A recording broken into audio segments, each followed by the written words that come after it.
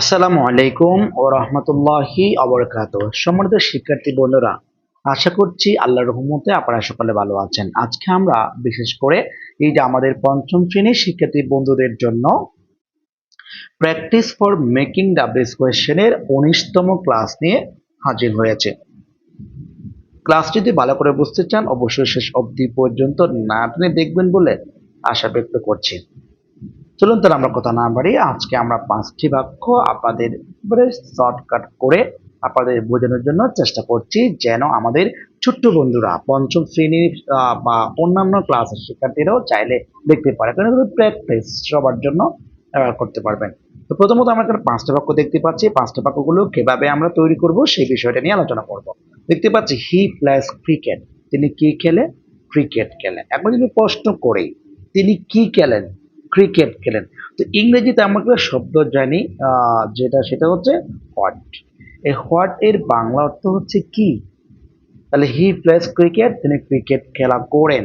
এখানে যদি ক্রিকেট আছে, কি জানতে চাওয়ার জন্য আমরা প্রথমত হোয়াট দেব। ঠিক আছে, আমরা প্রথমত কি দিব? What Dev. হোয়াট দিলাম।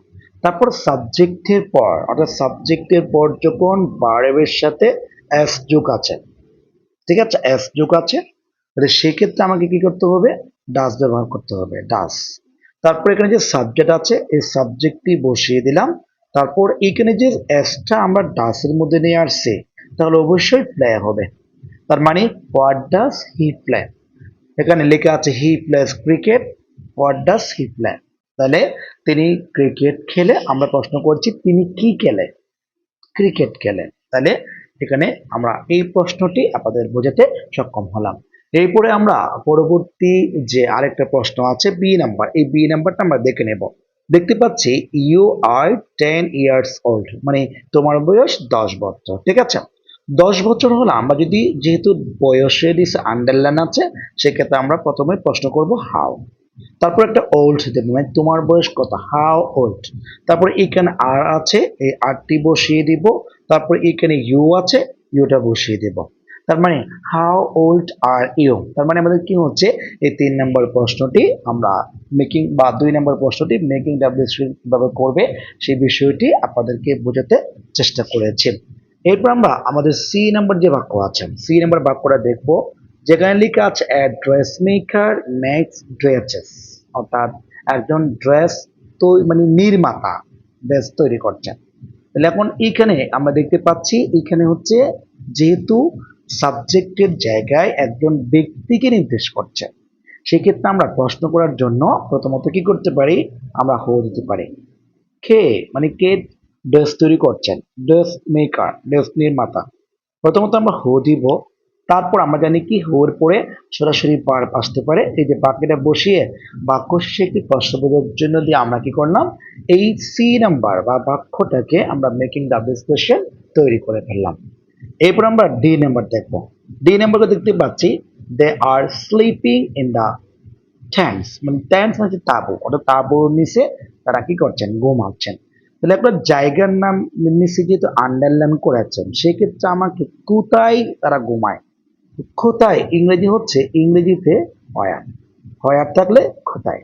আমরা কি করতে পারি? দে আর স্লিপিং ইন দ্য ট্যান্ট। আমরা প্রশ্ন করার জন্য, যেহেতু একটা জায়গার নিচে আন্ডারলাইন আছে, আমাকে প্রথমে কি করতে হবে? হোয়ার দিতে হবে।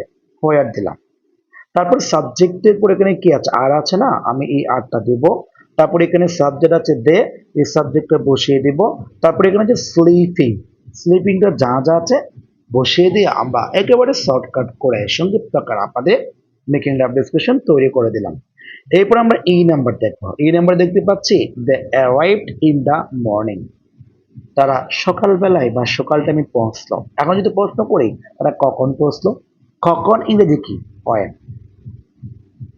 আমরা জানি কি when অর্থ হচ্ছে কখন। ঠিক আছে, when বসালাম।